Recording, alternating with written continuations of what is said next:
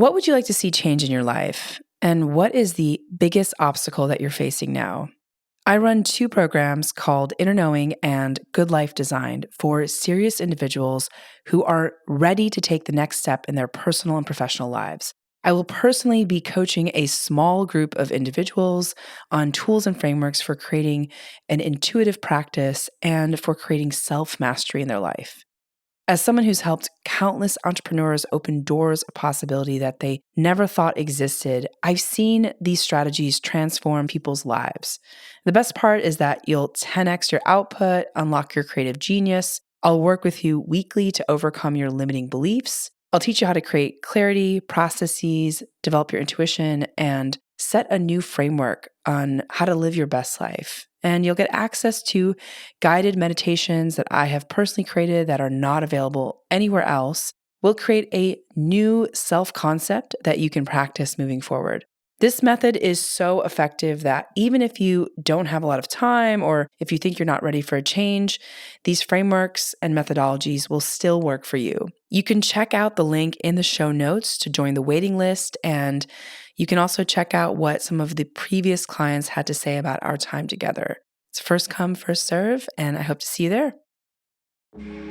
Hi, my name is Yasmin Tarehi, and this is Gateways to Awakening, where we host one-on-one conversations with leading experts in wellness, well-being, spirituality, and consciousness. On today's episode, I'll be speaking with Graham Hill, one of Fast Company's 100 most creative people in business. Graham is a sought after to clearly communicate how we can create a wealthier, greener, and happier planet. And he's presented at many conferences, including 2 main stage TED Talks that have been viewed more than 11 million times.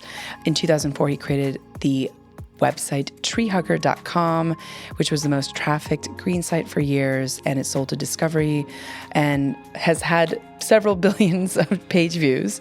And then he's now working on the Carbonauts, which we'll talk about on the show, and he's building that into a global movement, working with really incredible companies like AT&T and Amazon. All right, so welcome to the show, Graham. Thanks so much for having me. So to kick it off, Graham, why is living sustainably so important? Well, so I think the definition of sustainable is just something that goes on. So if we want our species to survive, we need to be sustainable. And we have, for most of our time on Earth, been living in a way that is sustainable. But the last couple hundred years have seemed to have headed in a different direction. And so, living sustainably is just living in a way that will allow us to stay living and keep moving forward. And I would say I also like to include as many other species in that as possible. Yeah. And so I want to talk a little bit about your TED Talk. You speak about why less stuff leads to more happiness. This is kind of, in alignment with the sustainability piece, but can you say more about why you chose that topic and also what the 3 rules are for editing your life? So that was a focus for about a decade. I basically focused on small living, which means living with sort of less stuff, but also ideally less space, just with the basic idea that doing so, we sort of confused happiness with stuff, having a lot of stuff, having a lot of space. And if you look at the statistics, it clearly doesn't work that way. And so we just think that if you apply design, a little behavior change, that you can live a smaller life, less space and less stuff, and it's a happier life. And also one that is better for the environment, and also one that saves you some money. And so I did a lot of focus on just making small, really smart, transforming spaces, apartments and houses, so that you could just have a nice edited life with all the benefits that come with that. It was a lot of fun, and I think it clearly. There's clearly a desire in our society for that. And you could tell that because, not to pat ourselves on the back, but like one of those talks got like 6 million views. I wrote an op-ed for the Times. It was like the fourth most popular for the year. It's just like it seems very clear that people are really there's an inherent sort of feeling of, wow, just too much stuff. And so it's just focused on that. And so I can't remember what my main rules are, but I wrote down a couple. I'd probably approach small living for, like, if you're trying to bring something into your life, first of all, do you really need it? Second of all, can you rent or borrow it if it's not something that you use that often? And then ultimately, if you have to buy it, or you feel like you have to buy it, then I might look first. I might put it off for a little while, because you might find that ultimately you didn't need it. You might change your mind. I would also ask yourself if you really love it, and make sure that you do. And then I would look for things that are timelessly styled, so they don't go out of fashion. Ideally multifunctional, so it can do multiple things. Repairable, and really durable. So we're at Life Edited. That's what it was called. We weren't about not having any stuff. Never were proposing that we sort of went back to the loincloth. Obviously, we're going to have stuff in our lives, but you just want to have less stuff and better stuff, and really try to be focused on sort of quality stuff that is better for the environment, better for ideally for the people that make the stuff, and just stuff that lasts a long time, so you can have a pleasurable experience, one that makes sense financially, and just sort of an efficient way of living. So I think those are some of the rules I would apply. That's so great, Graham. I love the thoughtfulness in the decision to buy something, because I think a lot of us buy things sort of, unconsciously or without any kind of thoughtfulness. I mean, myself included. I'll raise my hand here. I think and it's very much.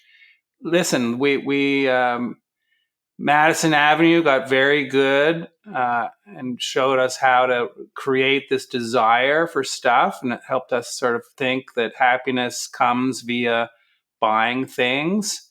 And then big box stores and online shopping and all the massive amounts of convenience. And then the interweaving of buying opportunities at every turn has made it such that it's really it's really easy for you to end up buying stuff.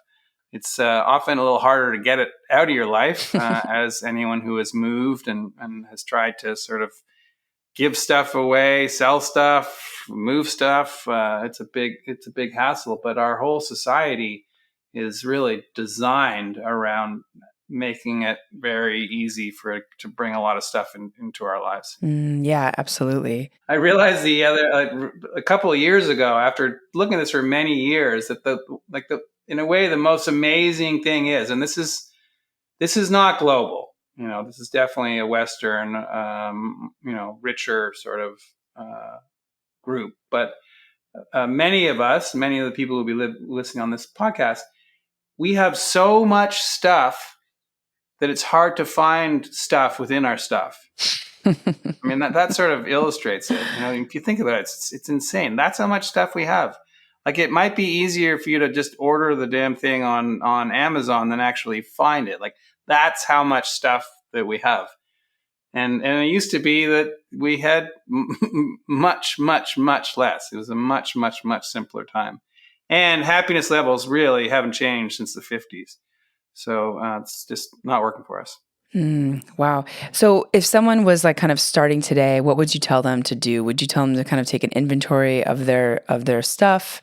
Like, what are sort of the steps that you would instruct people to do?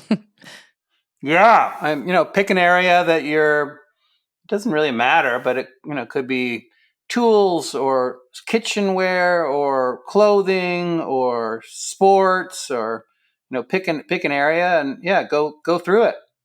And just try to really evaluate what stuff have I used in the last 6 months, a year, 5 years, and and make sort of 3 piles. One sort of, yes, I'm absolutely going to keep this.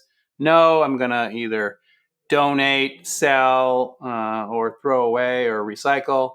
And maybe you have a maybe box that you throw a bunch of stuff in, write the date on it, and then, I don't know, 3 months later, 6 months later, if you can't remember what's in the box or you haven't had to go in the box, then you might ask yourself, how valuable is this stuff to me? And maybe that goes in the no box after that. So that's the way I would sort of evaluate our things. I mean, it's just like we move. The TED Talk, it has a box, and sort of I use that as just as an illustration that we move stuff from place to place. Like so many of us, I'm sure listening, know this. Like you end up, you want to edit your stuff before you move, but you just don't end up having time, or you don't make time to do it. And then you move with it. And so you got like unpacked boxes or stuff in storage, and you've had it for years, and you don't even know what's in it. It's like, how important could that stuff really be? Right, absolutely. I think a lot of people during the pandemic had to do a lot of relocating and moving, and it's so interesting. Like every time someone moves, you realize that most of the stuff in your house you're not using, and what a cathartic process, and also what an emotional process that is, right? Because I think people acquire stuff because maybe they don't want to deal with some of the emotional pieces of self. So it feels like it's a bit of a cover up. But it's so interesting. I love this topic so much. I want to switch gears a little bit and talk about carbon offsets and a little bit of the work that you're doing with the Carbonauts. So first, can you tell our audience, because I think a lot of people listening in might be very new to the space or new to the concept of carbon offsets and sustainability. What are carbon offsets, and why should people listening care about them? Sure. So I think the first thing about offsets is offsets should be step number 2. First step is reduce. And so you really want to reduce your footprint as much as possible. Just like focus initially on that as much as possible, because that's the stuff that really matters. But offsets are meant to be, globally, if we looked at sort of how many emissions that we can have that such that global warming doesn't happen, it doesn't sort of increase, we'd probably have like 2 or 3 tons per person per year, 2 or 3 tons per person per year. People in India are around that. People in Europe are 5 to 8 tons. Americans, Australians, Canadians, Saudi Arabians, they're all going to be 16 to 18 tons. So way above what sort of the fair share is. And so what we want to do, and this is not to point fingers or to make anyone feel bad. We're all just sort of learning about how this all works and understanding, and we just want to start to move in the other direction as rapidly as we can. But basically, part of it is built into how your society functions, and that's a big part of why Europeans are so much lower than North Americans. They're different contexts. But it's really hard to get to zero, and really hard to get to two tons. And so offsets are really to help that. So you may not be able to do everything. You may not be able to get as low as you'd like. And so you can buy offsets. And so offsets basically either pay to prevent carbon from CO2 equivalents from going into the atmosphere, or actually sequester carbon into plant matter, rock matter, into underground or something like that. And so a carbon offset, you hear about tree planting is definitely one of them. That one can certainly work. So trees take carbon out of the air and sequester it in themselves. But there are also many other forms of offsets. So, for example, methane capture.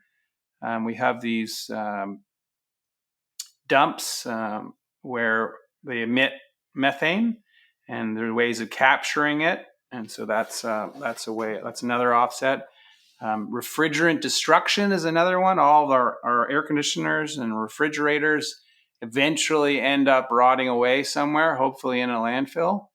but they have these really powerful refrigerants within them that are very powerful greenhouse gases that ultimately will escape at some point. So refrigerant destruction are basically these NGOs that will find them and destroy the refrigerants so that they never leak into the atmosphere. So offsets is a way that you can basically fund these projects that help prevent CO2 from ending up in the atmosphere, or actually sequester it. So you might hear about direct air capture. So that's one where it sort of vacuum up the air and then grab the carbon out of it and then sequester it in some manner. So it's so you want to put solar panels on your house or get renewable energy in some form via your utility. If you drive, you want to drive electric. You want to move to a plant-rich diet. You want to reduce food waste. You want to do all those things to reduce. But you also want to buy offsets in order to help the overall calculation. And you want to make sure that they're really high quality ones. So they're third-party verifiers. And they're at the Carbonauts we sort of help people understand this in more depth. But offsets are a great thing to support. And so that was my next question. Where can people buy them? Which is obviously your site explains this and more. But can you tell us more about the Carbonauts, why you created this, and what people can kind of learn from this platform? Yeah, sure. So I was very fortunate to fall in love with the internet at a very young age and start a company in '95 that went very well.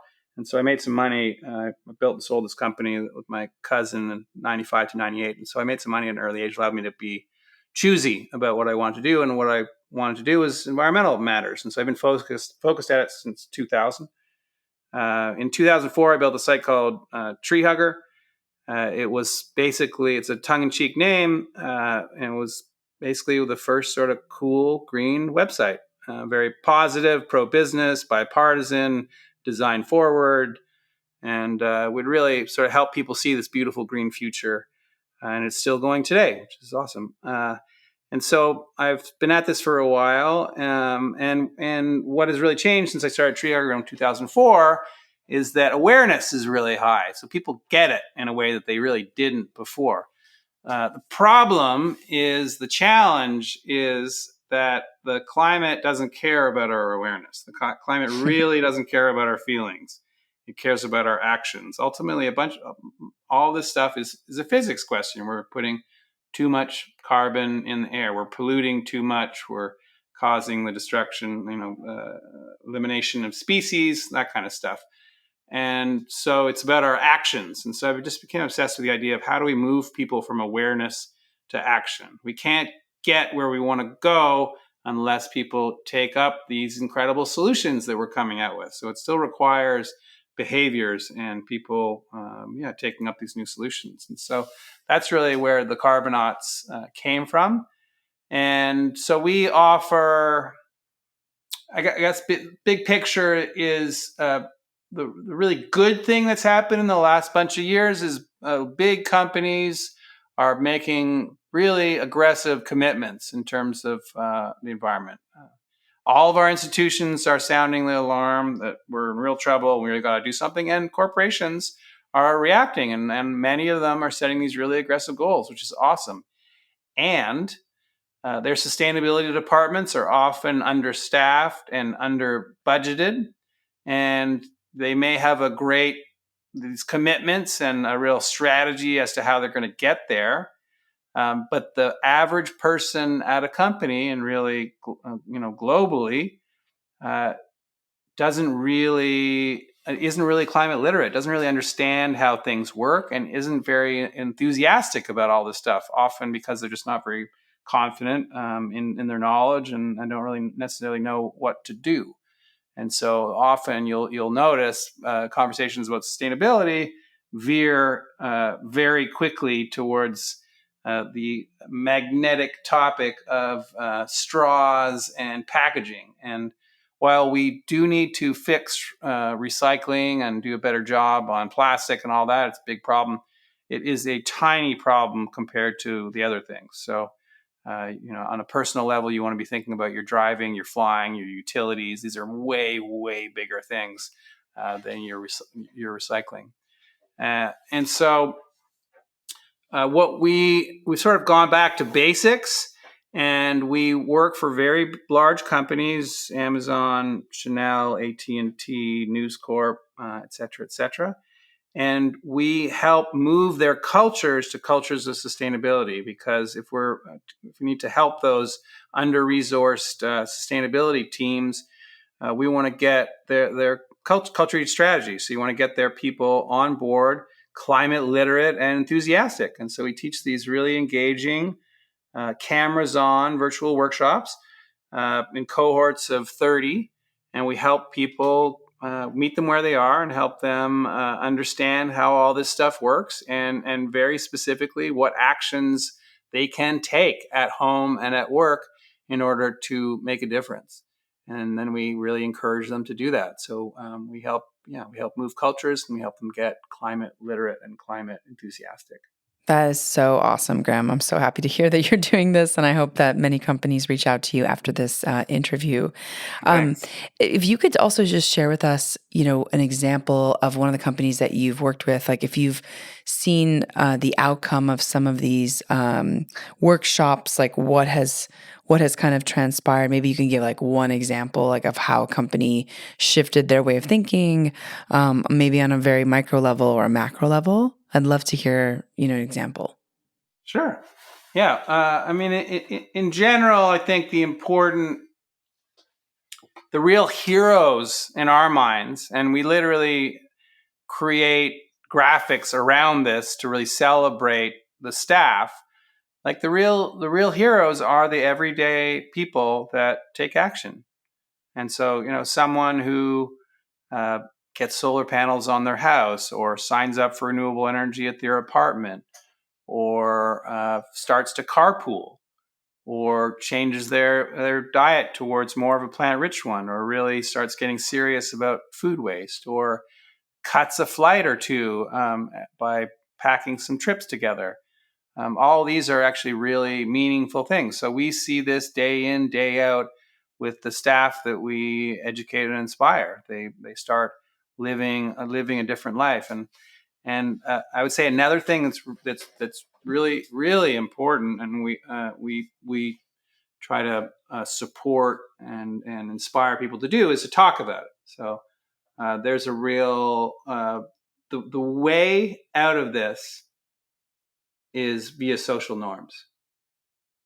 So when we try to figure out what behavior we should have in sort of any area of our lives, we look around at people around us. We look at our friends, our family, the people we respect, and that's how we make our decisions.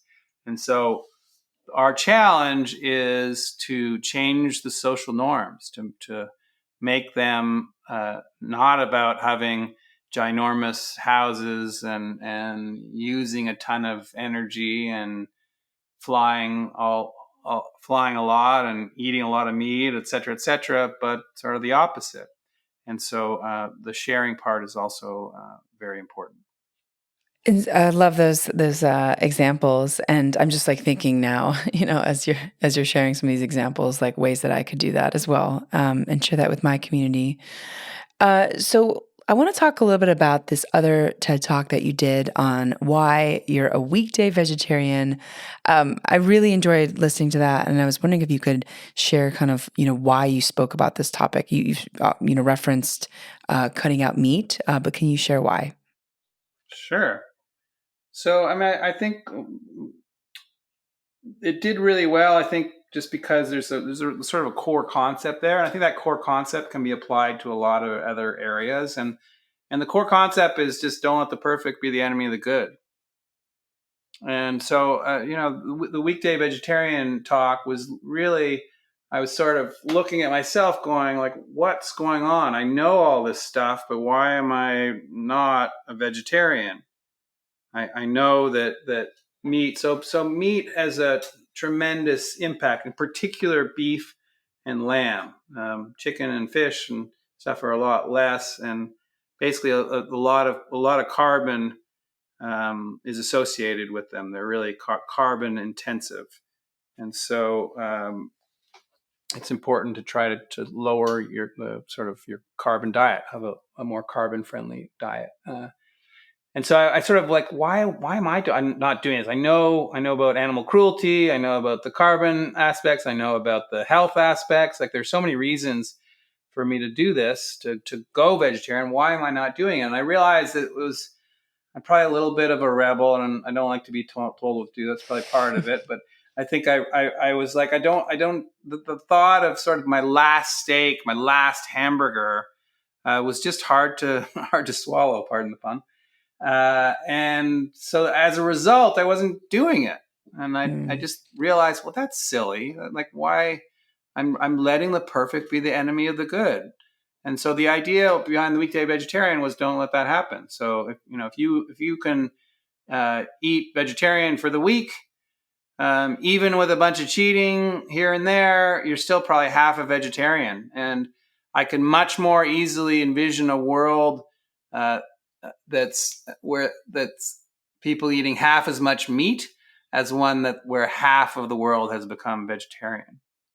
And so, yeah. And by the way, back in the 50s, our meat portions used to be a lot smaller. So you could eat meat the exact same frequency, but eat half the portions, and you'd be eating half as much meat. So there are various approaches you could take, but so that's the big idea basically, and then eat whatever you want on the weekends. So I try to do that, often unsuccessfully, but it keeps me eating a lot less meat. And now that I know that beef and lamb are have much higher footprints than the other stuff, I try to really avoid them. And if I'm going to eat some beef, I try to make sure it's really tasty stuff and not just some crappy fast food hamburger kind of thing. And so don't let the perfect be an enemy of the good. That's the weekday vegetarian story.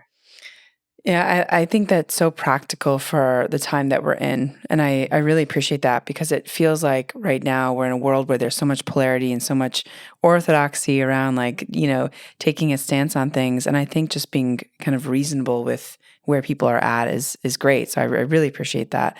And I think a lot of us can try that, right? It's not, it's not overwhelming. And make up your own. Like, so we do this in one of our workshops.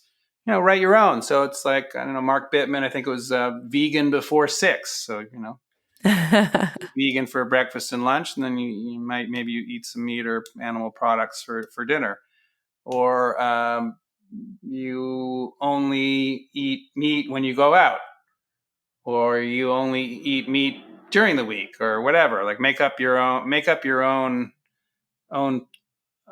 program. But the point is that you need to have some very clear boundaries. So if it's Tuesday night and you're going out to eat, or you're going to the supermarket, like, if you want to know whether you're being like, am I supposed to be eating meat or not? Like, what's the plan? You need to know when you're varying from it. And if you just set out with, I want to eat less meat, it's really hard to know whether you're being successful. So something with some good boundaries is important. Yeah, I love that. I think that's great. So Graham, can you tell us about like what attracted you to this space, and why you wanted to really dedicate so much of your life to this world? Well, interestingly, I think I sort of fell into it really from animal-oriented stuff. I think I read this book, Diet for a New America, by this guy, Tom Robbins or something, a long, long, long time ago. And I think that, in a way, started. But yeah, nature and nature and animals is probably the big thing. And I think just kind of like I just have always really. I grew up in the country, and I've had cool parents that really helped us appreciate nature, and just sort of seeing what was happening with it just got me really interested in it. And there's this incredible way that we can live in sync with nature and with all the animals, and it's going to be a really beautiful thing, and it's just heart-wrenching to see what we're doing in many parts of the world, and also like just really heartening when you see great examples of it headed in the other direction. Like, we absolutely can live on this planet in perfect harmony, very, very successfully, and with high levels of happiness, much higher than we have now, I would suggest. And we've just sort of we've gotten confused that somehow space and stuff and money is the stuff that make us happy, and it's clearly not. Right, right. Yeah, absolutely. So, what about the pandemic, Graham? Like, what have you noticed, coming out of the pandemic, that maybe shifted your perception on this work, or maybe kind of shifted your perception about where it's going? Well, it's been tough, tough times. Yeah. How's the pandemic? I mean, there's so much that has happened in the last few years. The polarization of politics in such a massive way, I think largely attributable to social media and the algorithms and all that. It caused a lot of us to really question things. I think it people spent a lot more time at home, and so it probably caused people to think about their relationships.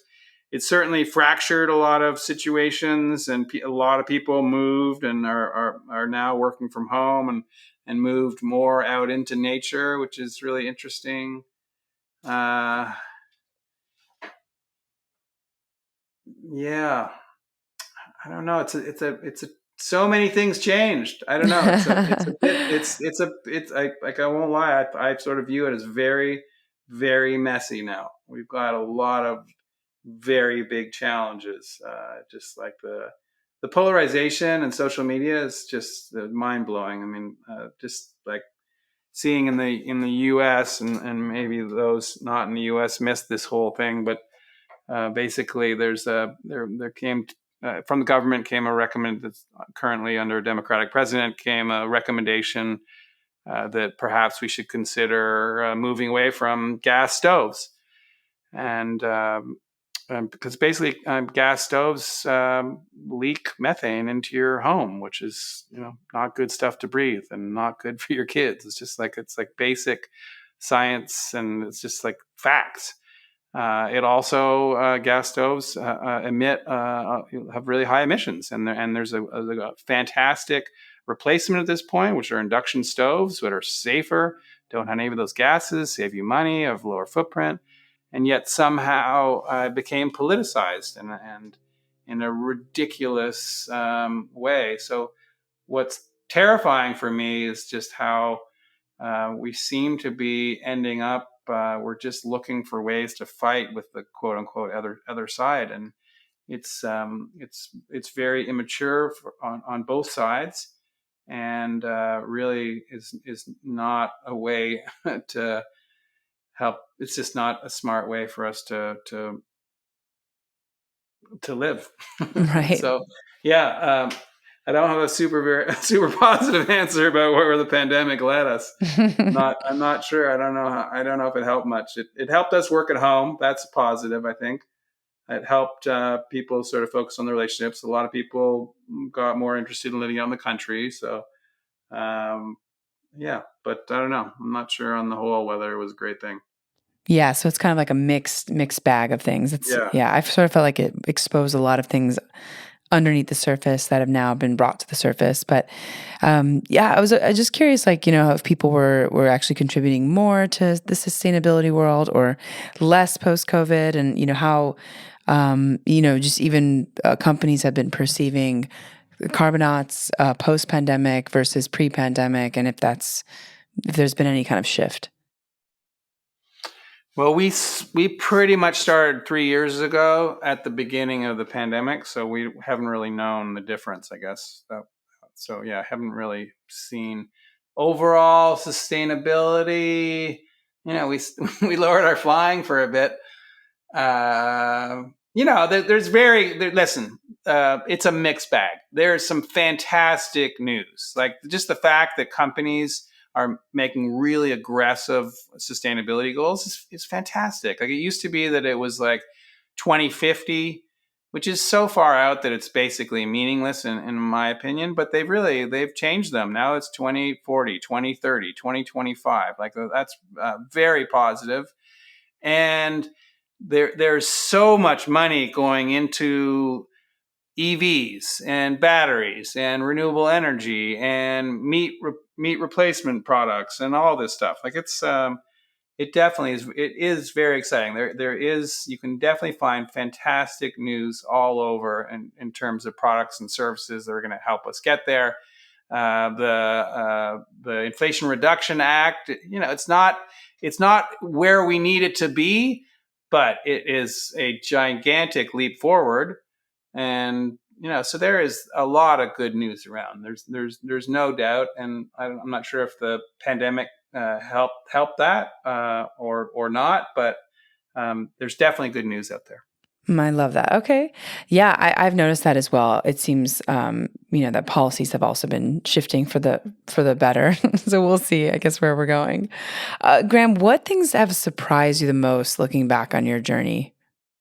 I guess it's not surprising, but it just like that there is a status quo bias, and just realizing how strong that is. Like, I chose a very difficult area. I'm in behavior change. Carbonauts is in behavior change. It's tricky. So we're really focused on behavior science, and we are pulling every trick in the book to help understand, to get people to change and really to make change. So, I'm probably surprised 23 years in as to sort of how slow it's been, and just how people are. I don't know. I like to try to keep things positive, but it's a mixed bag, and I think it's often surprising to me how easily people are able to rationalize their behaviors despite having so much information to the contrary. Right. So just people that have the money, that have the knowledge, and yet aren't buying electric cars. They're people that are buying a brand new gas car, just like that kind of thing. Just it's I find it sort of mind blowing. Yeah. Right. Which makes me really nervous. So it's all about the social norms. So somehow I think that also illustrates where we're at. It's just like it's we're not at the point where it's embarrassing to buy a gas car, so people do. Right. And we should be. Right. We certainly have the information. And listen, if you don't drive, or you don't have the money to buy an electric car, I totally get that. That's one thing. But if you do and you have the knowledge, it's very. I guess I'm surprised at how little quote unquote sacrifice people are willing to make. That's sort of mind blowing. And it's all kinds of people. Then you've got other people on the other end of the continuum who are really willing to do a ton. And there's some incredible examples out there of people like just imagine like stopping flying entirely. But someone like Peter Kalmus, climate scientist, that's what he's done. And it's and I think we can look at these people and think, oh, those are extremists, like that's crazy. But if you really sit back for a second and listen to what literally all of our institutions are telling us, like we are in an absolute climate emergency. Like for people like, I don't know, getting worked up about those sort of quote unquote extremists, throwing some soup on a plastic covering of some famous piece of art, and it's getting all, it's, if you just read the stuff and listen to it, it's pretty clear as to where we're at. So right. So it's hard to do sense making in today's world. It's really hard to figure out where you're at. Yeah, absolutely. So, Graham, what about some books or resources that have inspired you on this path? Who do you really look up to? So, there are a bunch of key books that really got me on the path, and at this point they're probably old.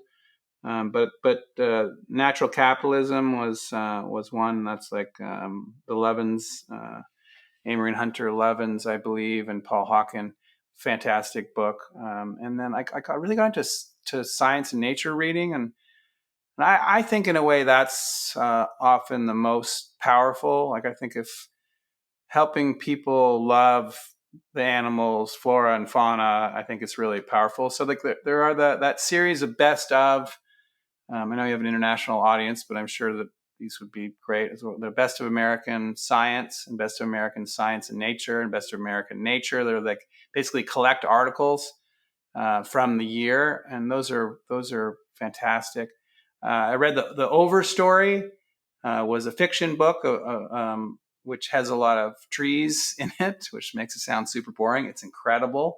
So I'd love to see more fiction like that. And I think like watch the Pollen books, Michael Pollan, Botany of Desire, and all those. I think are really powerful. I haven't read it yet, but Sweetgrass, I think it's Oh, called. yeah. People are raving about that one. And I think watching stuff is good too. My Octopus Teacher was Oh, really, so really, really good. powerful. But I think things that just help you fall in love with nature and animals and trees and realize that we're just part of this incredible thing is powerful, because that's the stuff that we want to protect, and you protect what you love.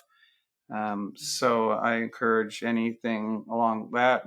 Beak of the Finch was very inspiring to me. I went to the Galapagos in 2000, and so it's a book about this couple called the Grants that live on the Galapagos, and basically weaves in the story of evolution as Darwin sort of figured it out, and that was pretty inspiring. And yeah, so I guess science and nature reading, and it sounds boring, but if it may sound boring to some, but I assure you that there's some fantastic writing out there. Amazing, amazing. Thank you. I've read some of those books, but I'll take a look at the other ones. So, Graham, we're coming at time. What do you want to tell our listeners about their health and wellness and well-being? What's sort of your main takeaway on the work that you're contributing to the world? Well, I mean, I just would encourage your listeners to do their part. I think we all understand viscerally what's happening, and it's very much within our power to get out of this and move to a beautiful green future where we live in harmony with each other and with the animals and the plants, and we can absolutely do this. But it sort of takes everyone getting on board and taking action and talking about it and doing things. And we have incredible solutions. You can switch to renewable energy in many, many places around the planet in about 10 minutes with a phone call. And there's electric transportation options of all sort, including public transportation and bicycles, and there's plant-rich diet. So there's all sorts of things that you can do that really can change things up and can help build momentum around us living in this new way, including just talking about the stuff that you're doing and asking questions. And so I just really encourage people to do that. And there's stuff that you can do at home. There's stuff that you can do at work, which is also fantastic. You can join your green team, find out how you can contribute, and come up with ideas for your company and just be supportive. And then there's your society. I think protesting is really appropriate at this time. Getting involved, joining an environmental group, one of the NGOs, and just finding something that you're passionate about and getting involved. And then getting involved in the political process and getting the jokers out of politics that aren't supporting this just very basic, smart way of looking at our future and planning for it. We need to have a sustainable future, or we will no longer be here. And so supporting those is really important. Joining an NGO, doing stuff in your neighborhood. So there are so many ways that you can contribute, and it can be fun, and it's going to make you feel better, because most of you know viscerally that you could do more, and you can do more. And once you start doing it, it feels good. So I encourage that. And if any of you work for large companies, would love to hear from you. We do some great work for them, and would love to help move your cultures, get people climate literate and climate enthusiastic, and really helping the company move towards its sustainability goals, which is going to help our overall society get there. Corporations are incredibly important in this whole picture. Yes, amazing, amazing. And where can people find you? Where can they sign up for some of the things that you mentioned? What's the best website? The website is thecarbonauts.com, so plural, thecarbonauts.com. So if you search the plural of Carbonauts, you will find us. And I'm just Graham, Graham, at thecarbonauts.com if you want to reach out. And would love to. And we have some. We Are the Carbonauts is our Instagram. And I'm on Mr. Graham Hill on LinkedIn. Those are probably the spots. Love to hear from you. Amazing, amazing. Thank you so much for your time, Graham. This was so lovely and very inspiring. And just thank you so much for all the work that you're doing. Thanks, Yasmin. I really appreciate the opportunity, and thanks for doing all the great work that you do. Thank you. Thank you, Graham. And for our audience, thanks for joining and for listening. In this episode, we learned about how to be a steward of the earth with Graham Hill, and you can tune into Gateways to Awakening, where we host one-on-one conversations with leading experts in wellness, well-being, and spirituality. Thanks again.